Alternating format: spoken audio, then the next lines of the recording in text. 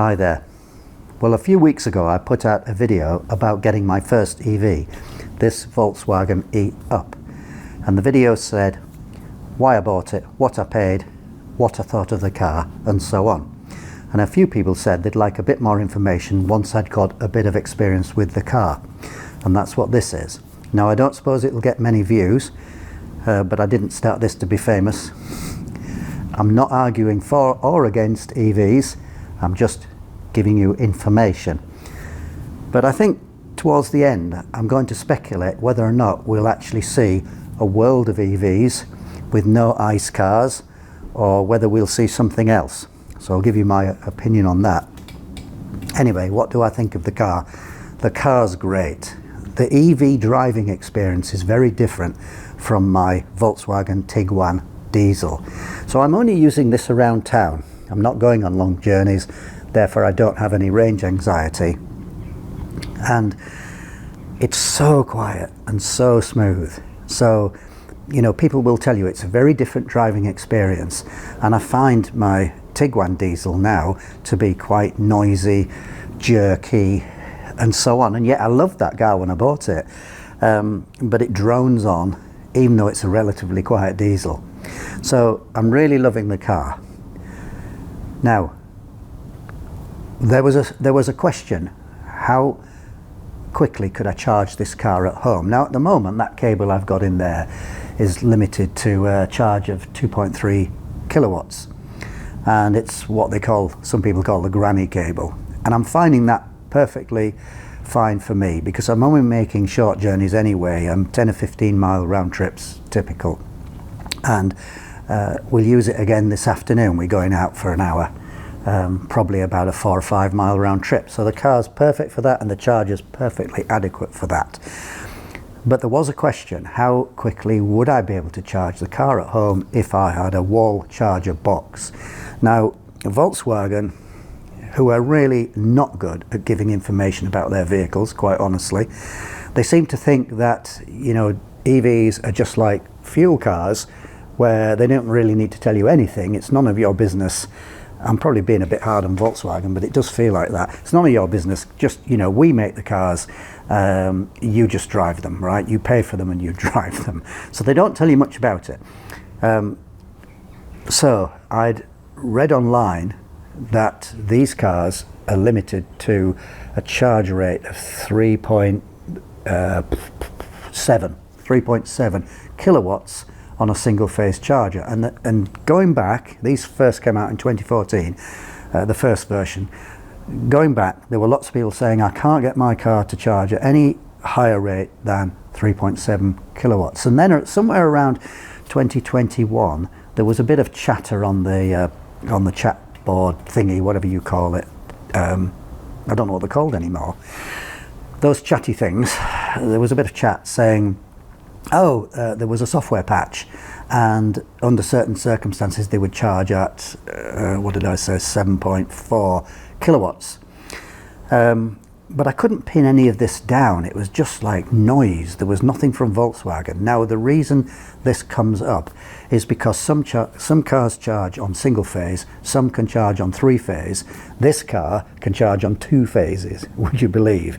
And certainly for the earlier model, so before the 2020 model, they could charge at 16 amps on each of the 2 phases, which means 3.7 kilowatts on each of the 2 phases, here on 240 volts. So if you only had a single phase charger, then you were only going to be able to charge at 3.7 kilowatts, 16 amps.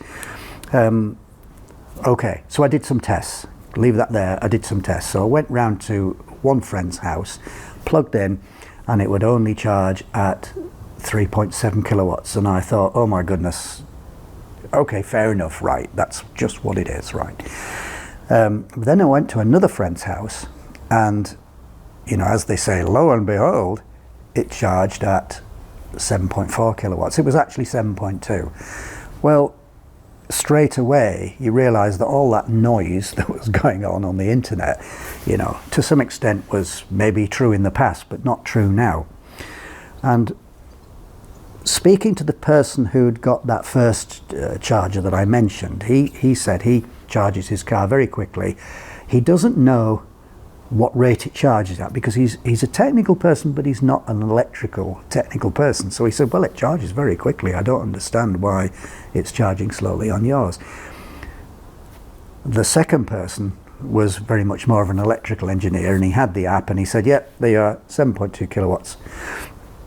So what do I put it down to? Now, it's early days, I haven't done enough tests. I couldn't think of many people with a wall charger, particularly those who actually understood those sort of concepts. You know, a lot of people have a wall charger and they say, well, I plug it in and it charges. What's the question? So pinning it down was difficult, but what I've come down to this view, it's to do with whether or not it's an intelligent charger. So the first test I did, it was a dumb charger. It didn't have intelligence in it. Whereas the second one was a modern wall charger, and it was, you know, advertised as an intelligent charger. I'll talk about that a bit more in a minute. And intelligent chargers negotiate with the car, and they have a conversation which says, right, what charge rate can you accept? And after the negotiation, off they go and they'll start charging. And I think that was the issue. I think this version of the car, which is the 2020 second generation E-Up, I think it has that, I know it has that ability to negotiate with its charger. And I very much suspect that that's the issue. And if it can't negotiate with the charger, it probably defaults to the lower charge rate. Now, I can't prove it because I haven't done enough tests, but that seems to be the evidence of it just now. Right, I've come round to my friend's, and he's got an EV charge point, and we're trying to figure out whether this car will actually charge at 7 kilowatts. Now, I tried it on another one, and it only charged at 3.7. Now, the great news is, with this, it's charging on single phase at 7 kilowatts. And, you know, against all the stuff I read in the books, and all the things you find on charging points like Pod Point and BP Pulse and all that, this does charge at 7 kilowatts. So that's brilliant. On single phase, at home. Hey up. This is the charging rate, look. It took us a good time to get this started. It wasn't charging, and we didn't know whether it was the car's fault or the charging point's fault, and it was a bit of both in the end. So there I was as a customer, really knowing, you know, I'd invested all this money in this E-Up. Not really any idea about what it was capable of doing, charging at home. Whilst I can manage on the granny cable, the fact is, it's probably a minimum of £1,000 to have a home wall charger fitted. And because of where I am here, there's probably more work, probably an underground cable and other things. So probably £1,500. Well, I probably wouldn't bother for charging at 3.7 kilowatts, but I might well do for charging at the higher rate. So I needed to know, otherwise I could be wasting my money. And I'd even read somewhere on the chat board, people taking their cars back because they were plugging these in to the wall and only getting 3.7 kilowatts and going, well, that's no good to me, and actually taking the cars back. So that uncertainty is actually costing Volkswagen money. So why they don't tell us and give us proper specifications, I don't know. But nevertheless, you know, I'd done my research. I was happy with the car when I bought it, and I said so in the last video. I was just going to go with whatever it did. So it was a great boost for me to know that I can charge at the higher rate, let's say. Okay, so that's that story. That was a big plus, and I may well get a wall charging box, but I'll have to make sure that it's intelligent. And also, I'll make sure that it connects to the internet via an Ethernet cable. So I heard, you know, some of the energy retail companies will sell you a wall box, and so will other people. But one that I looked at, it was only offering a wall box that connected via mobile data. Well, that's a bit flaky. We all know about the story of smart meters, so I wouldn't be doing that. And another one that connected to Wi-Fi. Well, there's not much Wi-Fi down here in these garages. I do have some over there, long story. It's not reliable enough. So I would only buy a wall charging box that connected via a physical cable. Now, if you follow my channel, you know that I've got a Give Energy inverter and a Give Energy battery. And I believe the Give Energy car charger has the option to connect by an Ethernet cable. So for more than one reason, that's what I would personally go for, but I wouldn't buy a wall charger that didn't connect by a physical Ethernet cable, because the flakiness of the data signal or Wi-Fi, you know, you'll never know if you've got a problem and the car stops charging in the middle of the night. You're not going to know. Okay, so let's say a bit more about the problems of charging. I'm going to talk about public charging in a minute, but let's talk about the problems of charging the car. So if you plug the car in, let's say at home for now, you plug the car in at home and it doesn't start charging, well, why is that then? How do you know? Well, you might not know. The thing is, the wall chargers are intelligent. You may be on an intelligent tariff, so there's a communication going on potentially between your energy retailer and your wall box. Then the cars are intelligent if it doesn't start charging. So which is it? Could be any one of those three that's causing it not to charge. Talking about the car only, this car has got a number of, I can set timers in it, and I can say to it, charge between these hours at this rate and be ready to leave by 8 o'clock in the morning. So the car will decide when it charges. If I simply plug it in like I am now, and I think, right, I want to charge right now, I have to press a button inside to override the timers which are set, okay? But nothing happens instantly because a lot of this is electronically controlled, obviously. And because there's potentially a negotiation to take place between the car and the charger, you press the button to start and you think, well, it's not starting. It's not like starting a toaster where you press the button and it glows and you know it's working, or a kettle. All you're doing when you press that button to say start charging now is you're starting a process of negotiation. So you can press to start. You have to put your hands in your pocket for a while. It might be a minute before anything happens. So that takes some getting used to. Now, if you press the button to start it charging with a wall charger, the wall charger might say, I'm not ready yet. Give me a while. But it doesn't tell you. That's the point. It doesn't tell you, well, I'm not ready yet. And when I plugged into my friend's wall charger, the one with the intelligent wall charger,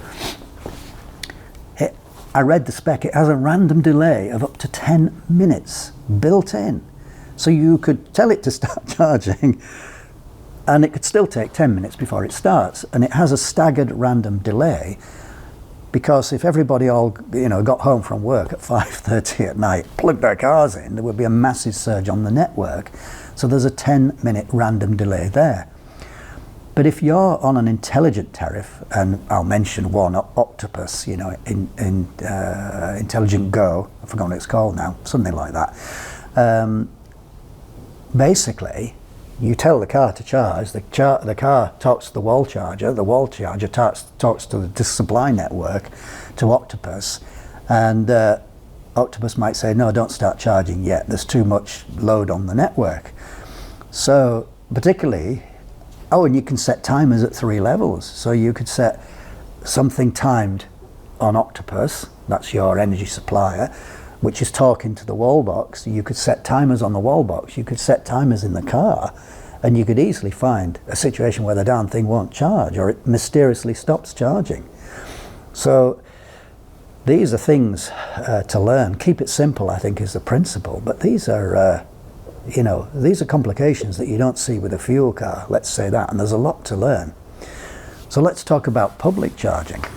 Well, I think relative to home charging, the public charging situation is far more complex and chaotic, to be honest.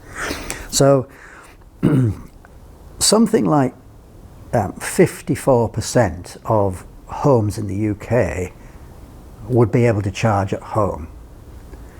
And then the remainder couldn't charge at home because they've got on-street parking. For example, a lot of houses in the UK are old stock. Many were built before people had cars. A large proportion of UK housing was built before people had cars.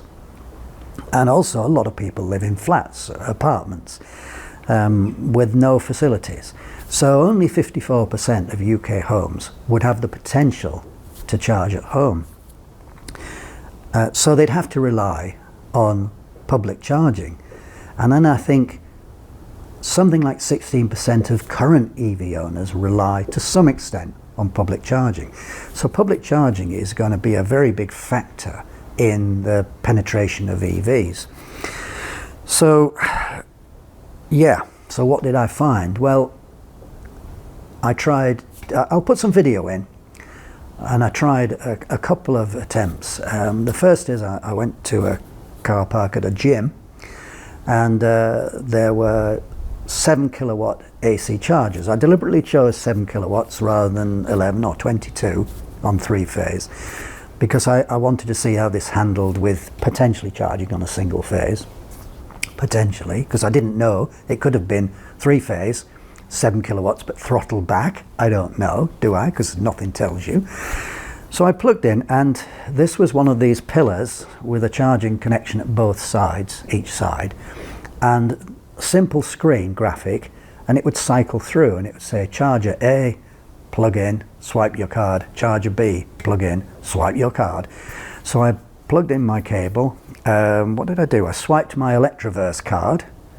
So that's like that's something run by Octopus, I believe, where you can use a single smart card or from your app, and instead of having apps for each of the different charging companies, operators, you could just use this one card. So I swiped my card, and I had to wait till the screen cycled around to the right point, because it didn't know if I was talking to the charge point on the left of the unit, of the pillar, or the right of the pillar. So anyway, I plugged in, got the thing charging, pressed the button inside, got the thing charging. And then I wanted to stop. How do you stop? How do you stop? Do you just pull it out? Does that create a big arc? I don't know. So I couldn't. With some chargers, you flash your card again, and that stops the session. Sometimes there's like a button to press to stop the session. I didn't know, because if I swiped my card again, how would the charger know if I was talking to my side or the other side? It wasn't easy to know. I could have been trying to start a session on the other side, A or B. Yeah, anyway, so I pressed the button in the car. That stopped the charging, because the car refused to take any more charge, and then I unplugged. I've never been charged for that session. It should come up almost instantly on my Electroverse app, and I've never been charged. Now, why is that? So this is a 7.5 kilowatt charger. It's charged 829 watts in 7 minutes 53.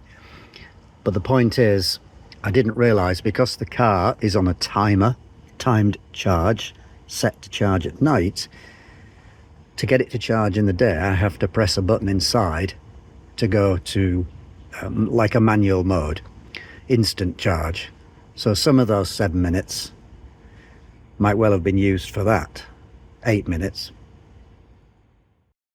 So that was my experience of trying just a 7 kilowatt AC charger, right? And it worked, but I never got charged, which was like crazy. So then I tried a DC charger, and I'll put some video in about that. Now, the first time I went to that charger, I didn't have my Electroverse card. I only had the app. And I read the app, and it said plug in and follow the instructions on the charger. So, well, I couldn't release the DC charging cable until I'd done something with this charging terminal, and I didn't know what, because on the front of the charging terminal it says swipe card.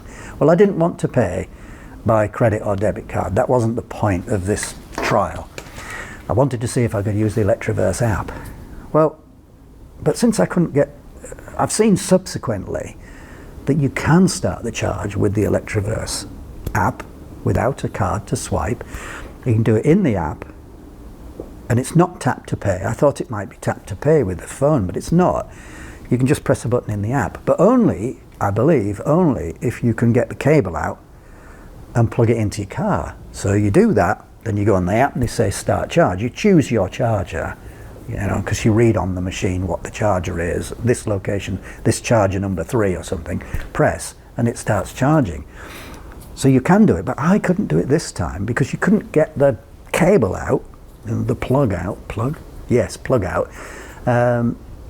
without tapping a card. So that was a fail. So I went back with my Electroverse card, which by the way is supposed to come within 7 working days and took about 12. Long story, but anyway. So we ordered another, now we've got 2. There you go. So I went along, tapped the card, got the plug out, plugged it in. So it starts charging, and it was DC. Now this car should charge at 50 kilowatts, up to 50 kilowatts, if there's enough headroom in the battery. We all know that these things start to charge more slowly as the battery gets full. But the battery was about 40% full, and I thought it would charge, you know, well into the 30s or 40s. And the charger was rated at 160 kilowatts. 24 kilowatts. I was getting 24 kilowatts. Well, that's pretty low. I have no idea why. But next to me was plugged in this massive delivery van, DPD if you know it, massive delivery van, electric, which took almost both bays. If I hadn't had the up, I wouldn't have been able to get in. I just managed to wiggle into the side, and it was charging at 24 kilowatts, which is, you know, not too bad, but it's not that fast either. Because I've seen, I've seen on YouTube these cars when they're nearly empty charging at 45 kilowatts. So they will charge nearly up to that rate. If you look online at the charging point providers specs for the cars, because most charging point providers will tell us what your car is and we'll tell you what it'll do. And a lot of them say 35 kilowatts for this car, but I've seen it online on YouTube, them charging at 45, but I only got 24.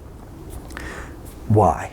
So if I'd planned on a journey to stop at that point, charge my car at, pick a number, 45, 40 kilowatts, and I was only getting 24, what was that going to do to my journey?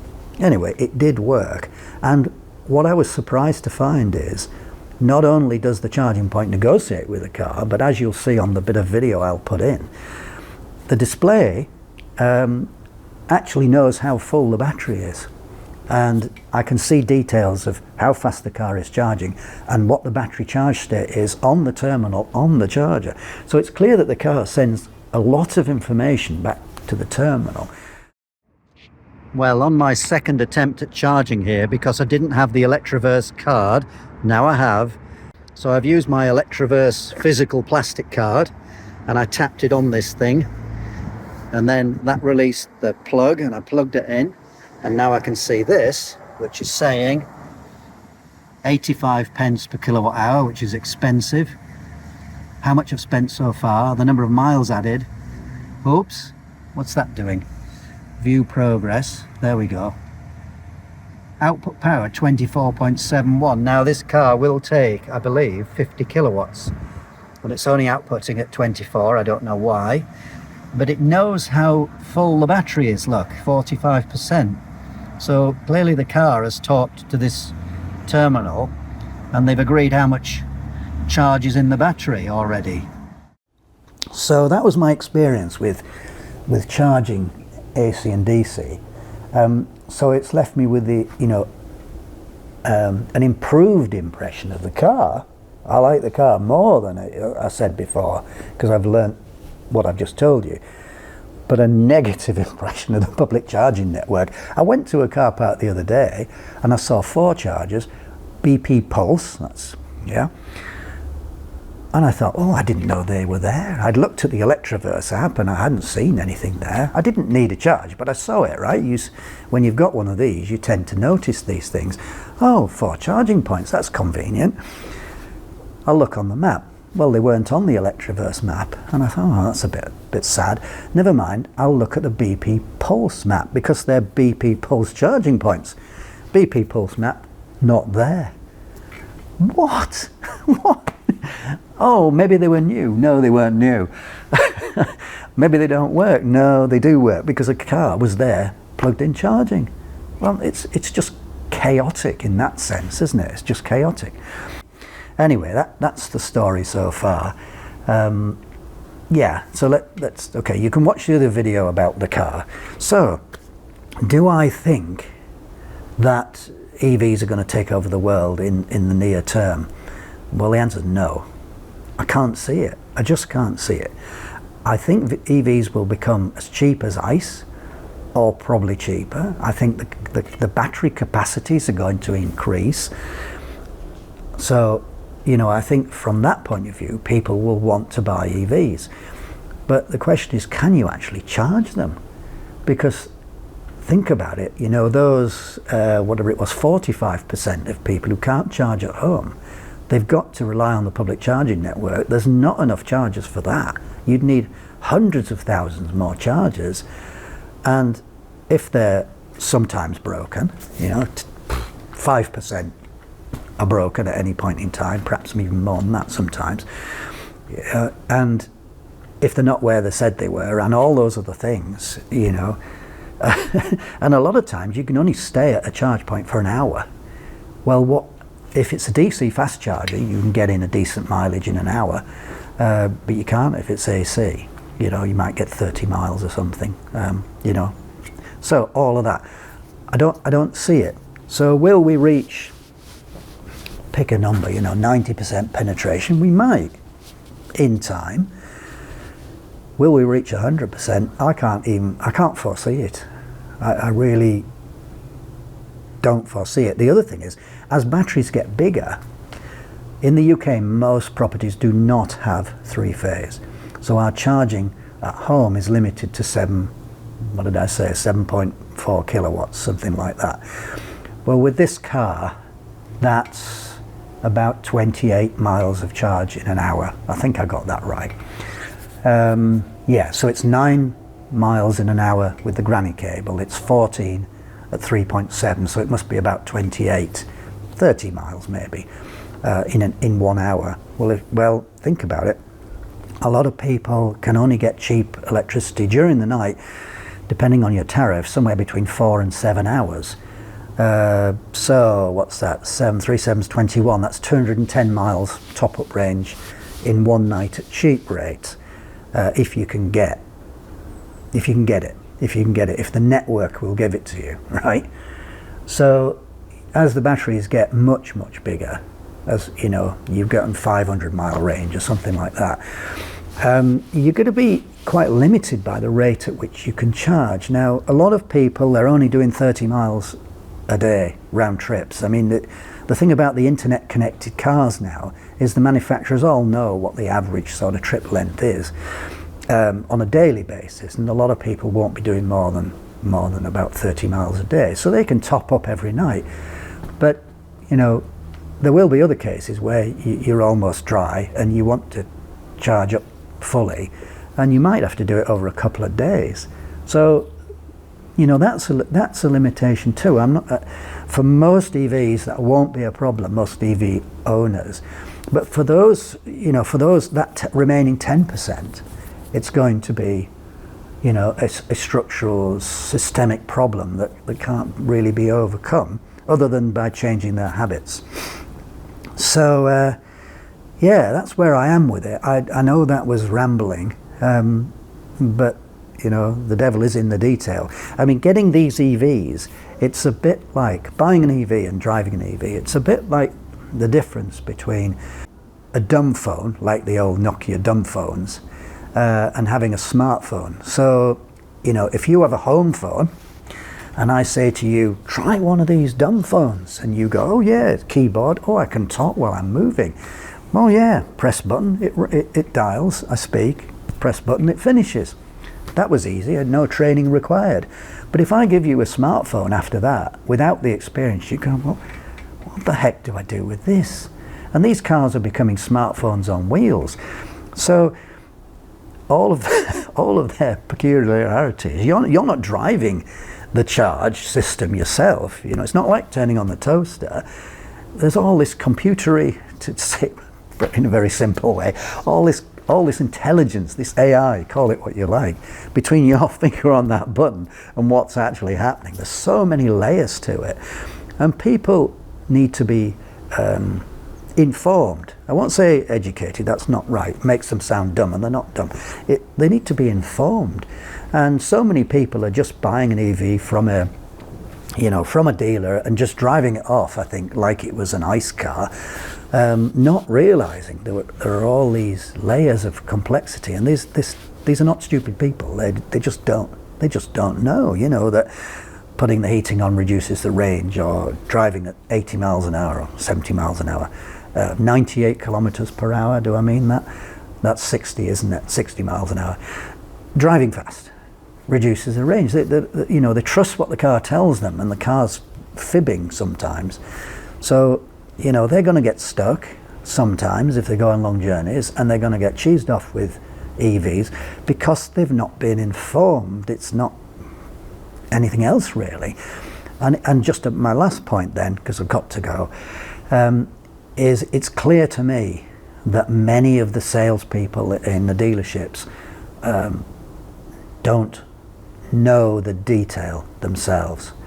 So, not to be negative about anybody, because I was happy with the dealership I bought this car from, they didn't know that this car has an eSIM and talks to the network, right? And that I could run it from my phone. Well, in fact, they knew. This is the strange thing. The salesperson knew that I could run an app on my phone and I could see what the car was doing. But he hadn't made the connection. Well, how does the car talk to the network? Well, it has an eSIM, right? But he hadn't made that connection. And another very vague thing about this car is when you register for the app to connect to this car, as a security thing, so it knows you're in the car, you have to put in the mileage. So as part of the registration process. But on this car, you have to put the mileage in kilometers. So if it says, please enter your mileage, right? lock yourself out, waste half a day. You speak to the dealership, they don't know. You ring Volkswagen support and they go, oh yes, right. Well, you have to put it in kilometers, and you have to use this particular conversion rate. How crazy is that? How nutty. Now, I didn't expect anything from the apps on this car. I knew that Volkswagen apps were not great. So I'd already ruled out any sort of, nice, I don't know. I didn't expect anything. And so in the end, it worked fine. But most people would just give up. It's bonkers. Anyway, never mind. The sun is out. So for those very small numbers of people who watch this video, there's an update, a rambling update on how I'm getting on with this EV, and I absolutely love it. I love it. But my goodness, isn't life complicated? Thanks for watching.